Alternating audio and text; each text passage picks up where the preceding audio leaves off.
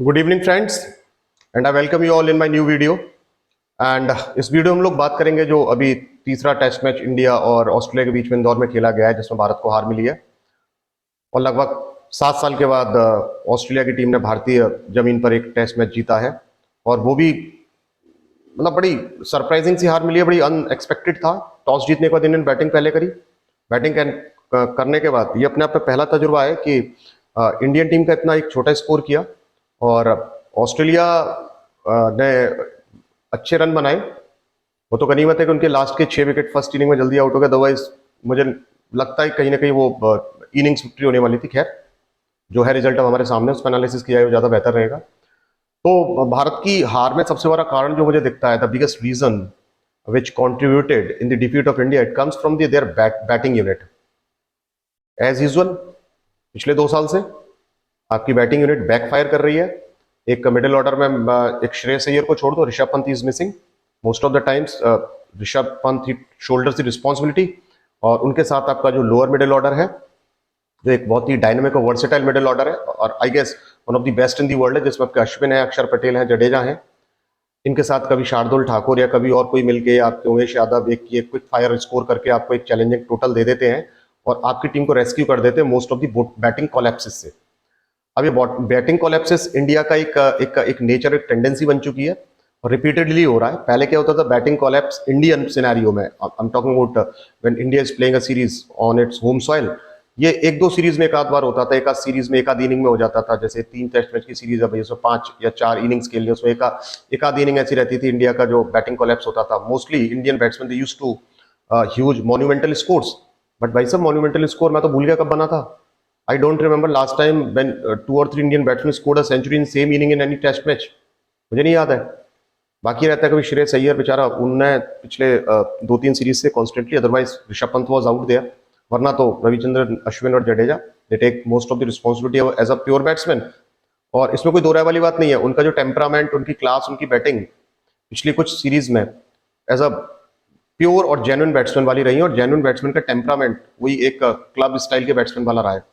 उसका सीधा सीधा कारण है कि इंडियन बैट्समैन का जो सिलेक्शन है in test playing 11, it is purely based on their performance in टी20 and ODI.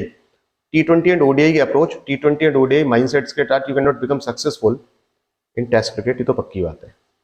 You need to adopt, you need to change, and you need to change your approach with the changing style of the game, लेकिन वो change करने को तैयार नहीं है। कारण India के जो मेन बैट्समैन है, जिन्हें कहते हैं हम, they are the pillars of Indian batting lineup, मुझे नहीं लगता उन्होंने पिछले 2-3-4-5 साल में कभी भी डोमेस्टिक खेला है। और जब तक आप डोमेस्टिक नहीं खेलोगे, आप लॉन्गर फॉर्मेट के लिए तैयार नहीं हो सकती। You can not adopt to the new format of the game, और तब तक आप स्पिनर्स को फेस नहीं कर सकते जब तक। और ये बहुत बड़ा कारण है। आप देखिए जो ऑस्ट्रेलिया के बैट्समैन है, ट्रेविस हेड हैं या लबुशेन है या कैमरून ग्रीन है, they are playing a lot of domestic cricket. वो शेफील्ड खेलते हैं, शेफील्ड में परफॉर्मेंस उनकी एक रडार पर रहती है, उसके बाद उनका सिलेक्शन इंश्योर होता है टीम की प्लेइंग 11 में। ऐसा नहीं है एज पर एज ग्रांटेड ले रखा हुआ ठीक है, he is a S player और उसने कोई परफॉर्म नहीं किया है। तो आप इंडिया के बारे में देखिए। और सबसे बड़ा कंसर्न मुझे क्या है, जब आपके ओपनर रोहित की बात करते हैं, Rohit is doing good, he is out from a long series of injury, और करीब 5 या 6 महीने बाद he is back in test squad as an opener. ठीक, उन्होंने सेंचुरी स्कोर करी, 50 रन भी बनाए, 30-40, 20, 22-21 रन, 30-35 रन इस टेस्ट मैच में बनाए, जो कि लो स्कोरिंग में काफी अच्छे हैं। पुजारा इज डूइंग गुड, उनका भी एक वही बिट्स एंड पीसेस में रहता है, लेकिन हाँ उनकी एक जो सेकंड इनिंग 50 थी was fantastic in challenging condition, और उन्होंने दिखाया कि how to face the spinners on such square turners. लेकिन उसके अलावा आपके पास एक कंसिस्टेंट कोई बैट्समैन नहीं है जिसको आप कहें कि भाई he is constantly scoring the runs और रिलायबल बैट्समैन है, नहीं है। Shreyas Iyer, he is more of a style of game is different. He has contributed a lot in last few series which have been played here in India, लेकिन उसके बावजूद उनका style of play बड़ा attacking वाला है। तो ऐसी पिचेस पे अटैकिंग गेम खेलने वाले, या तो attack from very first ball आप अटैकिंग खेलो, जैसा ट्रेविस हेड ने किया। ये टर्न टेबल्स, पहला विकेट फोर्थ इनिंग, पहला ओवर अश्विन जैसे बॉलर जो कि स्टार्टेड डोमिनेटिंग, उनको पहले ओवर विकेट मिल जाता है तो आप उनको अब नहीं फेस कर सकते। The way Travis Head and Labuschagne handled Ashwin and company, that was fantastic. Neutralize कर दिया अश्विन को, जडेजा को। और हाँ, मैनेजमेंट के पास कोई कोई कोई माइंडसेट नहीं है, कोई प्लान नहीं है हाउ टू यूटिलाइज अक्षर पटेल। अक्षर पटेल का प्रॉपर यूटिलाइजेशन नहीं है हुआ इस सीरीज में। Although is a champ bowler, कहीं उनके जो एंड को लेके प्रॉब्लम रही है, उनको स्ट्राइक पे कब लाना है, उनको अटैक पे कब लगाना है, सारी चीज में इश्यूज रहे हैं। लेकिन सारा इशूज और जो सारा जो, अच्छा, आप पहले 2 टेस्ट मैच किस्मत से जीत गए, वरना मुझे नहीं लगता दूसरे टेस्ट मैच में भी कोई पॉसिबिलिटी बन रही थी यदि आपके middle order, lower middle order, again I am talking about ये जडेजा और ये स्कोर ना करें, तो आप दूसरा टेस्ट मैच भी हार रहे थे और लगभग सीरीज हार चुके थे।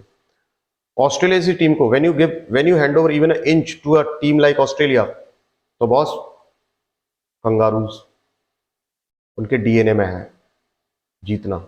उनको एक एक once you give an inch to them, they will convert that inch into a mile. Same, और फाइटर्स तो यही है। और देखिए टीम का उनका कॉम्पोजिशन देखिए, they were without their captain. उनके कैप्टन जो है, he was not in playing 11। उनका one of the best batsman, he was injured, Warner, he was not there. और जो थे यही नए प्लेयर्स थे, जिनमें से कई player, majority of the team, it is the first time and they are facing in India. अब देखिए इनमें से बहुत से प्लेयर ऐसे फर्स्ट टाइम इंडियन सॉइल पर खेल रहे हैं। तो दिक्कत सारी की सारी आती है कि उनका एक माइंड सेट है, उनको जरा से स्पेस मिला, दे डोमिनेटेड इट। वो भूल गए पिछले 2 मैचेस के रिजल्ट कि हम बुरी तरीके से हारे हैं, एंड उनको जैसी मौका मिला, उन्होंने, they outplayed, they outperform their counterparts in every quarter of the game, whether it was bowling, fielding और बैटिंग। बॉलिंग में तो ठीक है, Indian spinners they did good, and हाँ, Umesh Yadav is a champ bowler, Indian condition में is lethal. उसकी जो exemplary reverse swing का डिस्प्ले था, that was one of the best. और ये हम जानते हैं कि पिछले 5 या 6 साल से जो इंडियन फास्ट बॉलर्स हैं, इंडियन ट्रैक्स पर बहुत कंसिस्टेंट और बहुत अच्छी बॉलिंग कर रहे हैं। लेकिन बेचारे वो भी क्या करें, इंडियन बॉलर्स के पास कुछ डिफेंड करने के लिए होगा तभी अच्छा परफॉर्म कर पाएंगे। जब आप उनको एक will give them a total of 70-75, तो उनके पास बार्गेनिंग करने के लिए कुछ नहीं है। They don't have any defending tool, जिससे कि वो बैट्समैन को कुछ इनवाइट कर सके, उन लेंथ्स पे बॉल कर सकें जो विकेट टेकिंग डिलीवरीज होती हैं। तो बस वही कारण रहा।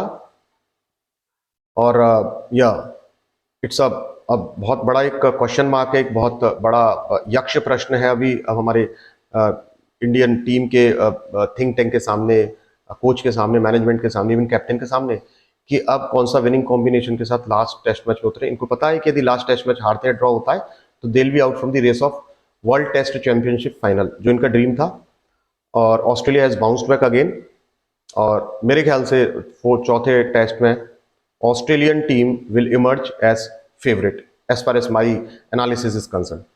So it's all about from my side, and I'll be once again come between you with my analysis on the basis of the result of 4th test match. Till then, bye bye.